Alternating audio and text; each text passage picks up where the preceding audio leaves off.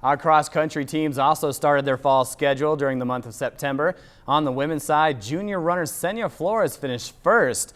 That's right, first overall, ladies and gentlemen, and did so in a time of 15 minutes and 11 seconds in the 4,000-meter race. Freshman Vicky Van Alstine Tower was not far behind, finishing fifth for the runners. On the men's side, Carl Arnold III finished second overall in a time of 19 minutes and 13 seconds. Fellow runners Sean Limbaum, Zach Mares, and Iger Erickson also finished in the top 10 in the event.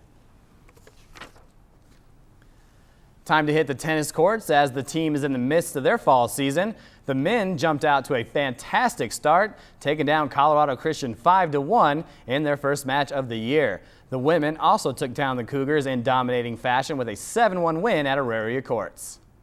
1 week later, the women's team swept Fort Hays State 9-0 in downtown Denver. Number 1 singles Alicia Holm defeated her opponent 6-2, 6-3.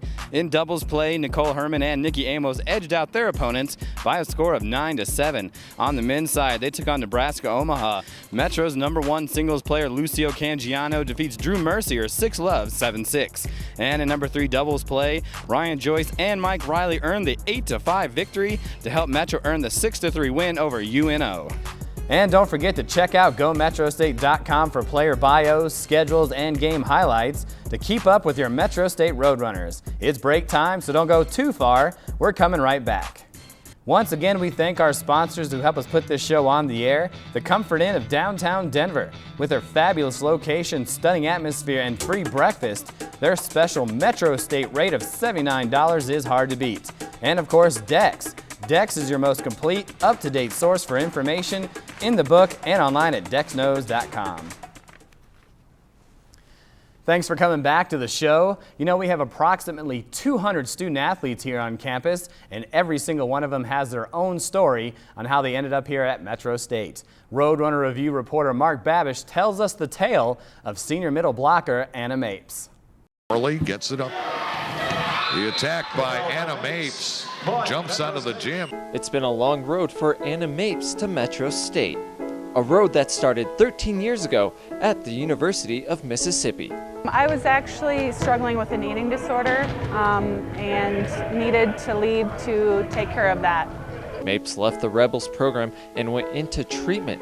That's when she rediscovered her passions. That there were, certain things in my life that were missing because of the eating disorder, and so I was really able to, find those things again and kind of find the passion again or my passions in life again. By her mid-20s, Mapes was married and a mom. She got into coaching. It would seem her playing career was long over.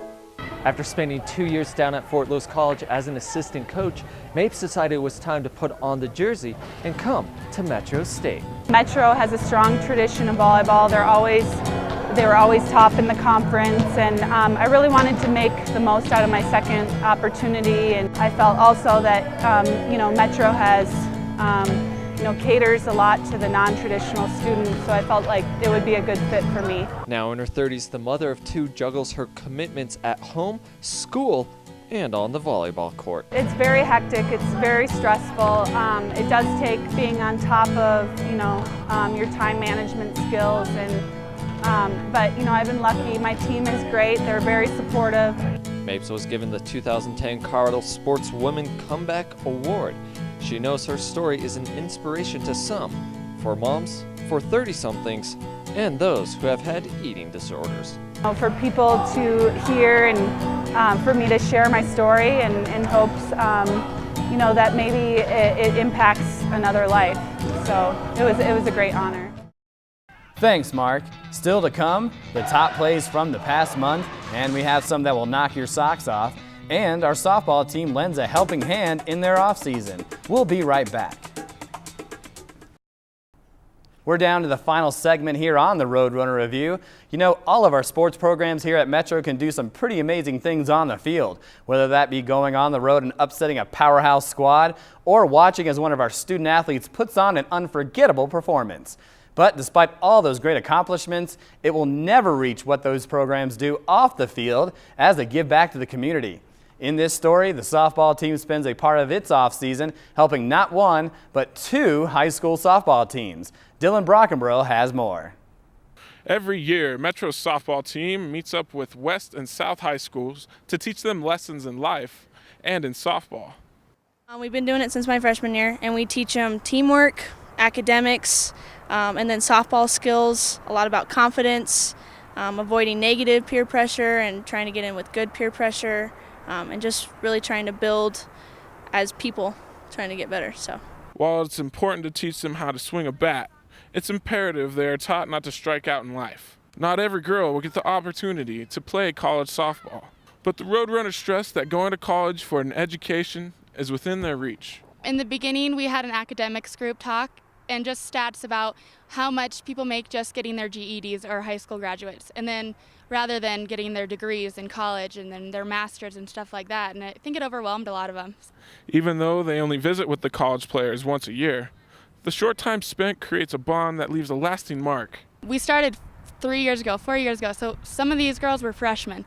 And to see them how good they are now, I mean, I know it's just not because of us, but I think we're helping a lot. The high school players are given skills and confidence, goal setting, and peer pressure. But in the end, it's the college players who learn from them. they teach us things just as much as we teach them. We see how happy they are to be out here. They don't have to be superstars, but they really want to work out here. They teach us to be good teammates all the time. And they work hard, and they're always smiling, and they're always willing to learn. For the Roadrunner Review, I am Dylan Brockenbrough. Now for the top plays portion of the show, and we have some doozies for you. Is doozy a word? I'll get my producer on that one. Two-time RMAC Player of the Week, Issei Bissau starts off at number 5. He bats away the ball on the free kick, slips, but still makes the save on the seat of his pants. Bissau shuts out the Mavs in the 1-0 win. Play number 4, women's soccer now. Ashley Numbers runs around her defender, gets a free lane, gets the goalie to come out of the net, then slides the ball between the post and the keeper for the goal. Runners defeat Incarnate Word 3-2. How about another sweet goal in play number 3? Stephen Emery beats the defender, then fires a strike past the diving keep for the goal, but it wasn't enough. Metro falls 2-1 to Western Washington. Time for some volleyball in play number 2. Here is the play-by-play. Metro State, Jones, right side block, kept alive by McGaffey, who sends it over to freshman. Nice work keeping things alive, but blocked. Guess who? Julie Cassot with the block at the net. She's been fantastic. And finally, the top play from September comes from men's soccer. Junior defender Dele Johnson goes nutmeg while splitting 2 defenders and places the ball perfectly to the right side of the net. Metro dominates in the 3-0 win over Seattle Pacific. Those are your top plays of the month, and they are brought to you by Miller Coors. Miller Coors wants everyone to remember to drink responsibly. Time to say goodbye as we finish up another Roadrunner review. Thanks for watching, and don't forget to tune in next month for more high-flying Metro State action. For the Roadrunner Review, I'm Eric Lansing.